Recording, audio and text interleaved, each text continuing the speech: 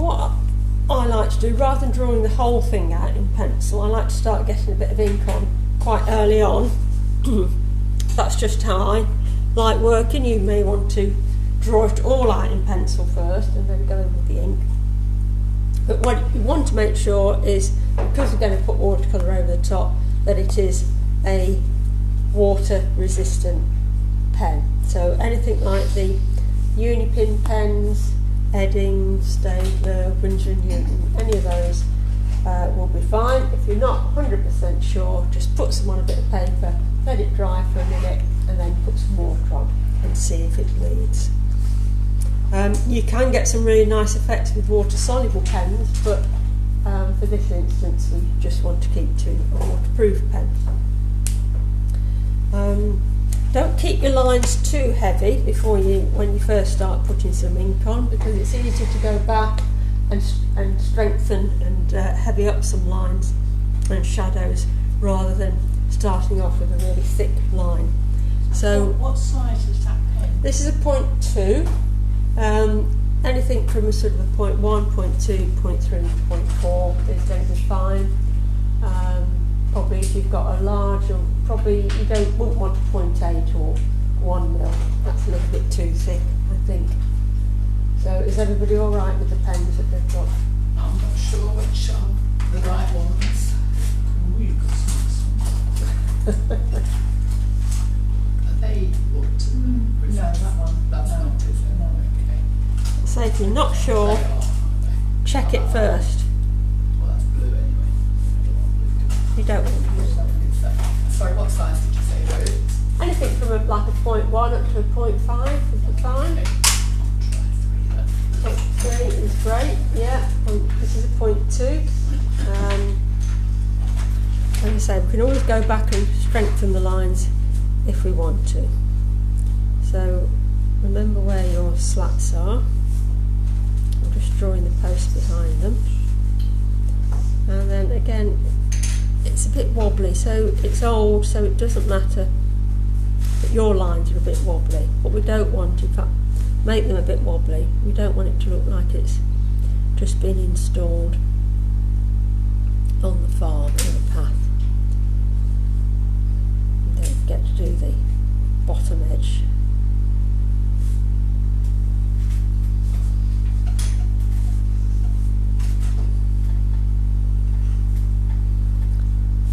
So I came down to see Newton was playing with a little bird this morning. Back to his old tricks. Does it kill a lot then? Well, he's brought in a bat, A bat? a parakeet, Oh, look! an egg. Where does he find a parakeet? We don't know. That one flew out the window. That one survived. The bat, I think, the parakeet, the bat, I think, was poorly anyway, because I don't think he would have caught that. The egg, the pigeon's egg, must have fallen out of the pigeon's nest. But we had a bird last night that I put back in the hedge, but he might have brought it back in this morning. So, yes, I think he's going to be the hunter. But Windsor has taken to bringing things in from the garage. So she keeps bringing a set of hinges in a little packet. She brings those in quite often. She's brought a couple of dusters and a tea towel in. Bubble wrap. So yeah, we can cope with that.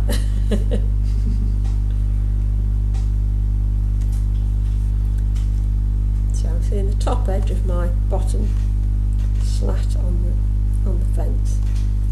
So is the bottom edge the thicker edge, yes? Yeah, so just see on the top one I can just see the bottom because I'm looking up at it, and on the second one down.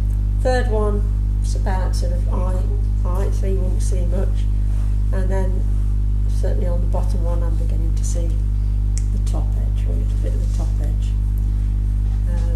Of course they could be twisted and out of shape, so you'd see more edge than if it was a new one. And I'm going to put my middle post in.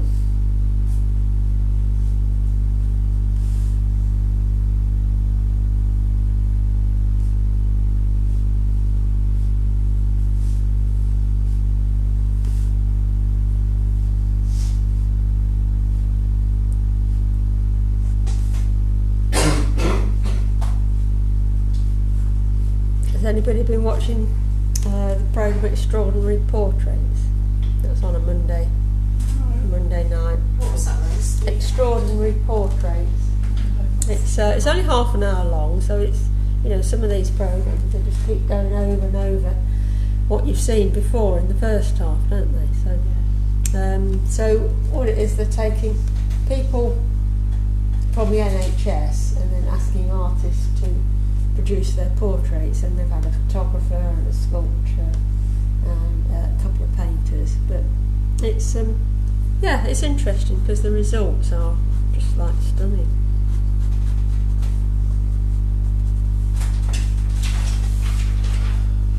So I'm not really putting any particular shading onto this at the moment. I'm just getting the outline done.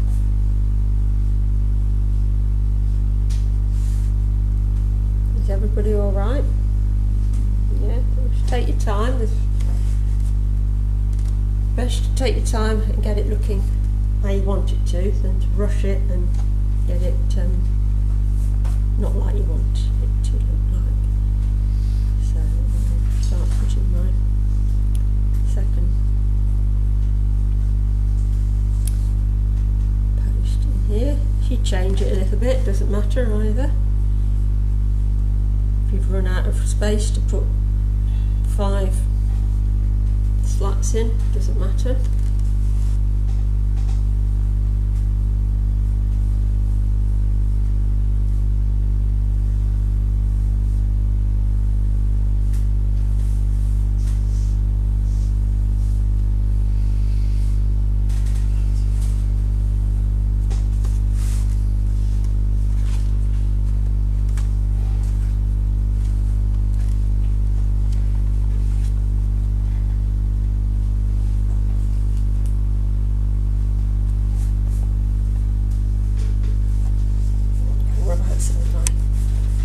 One here and there, so I don't confuse myself.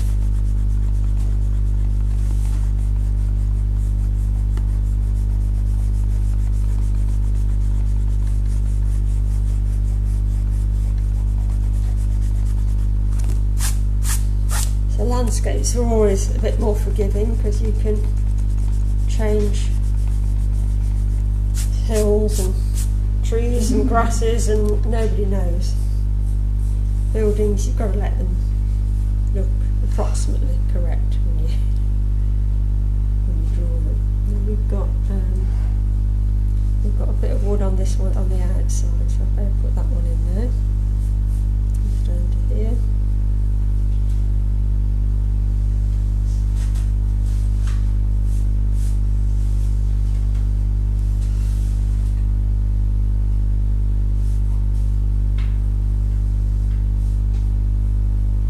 With perspective, everything gets a bit smaller as it gets away from you, goes away from you.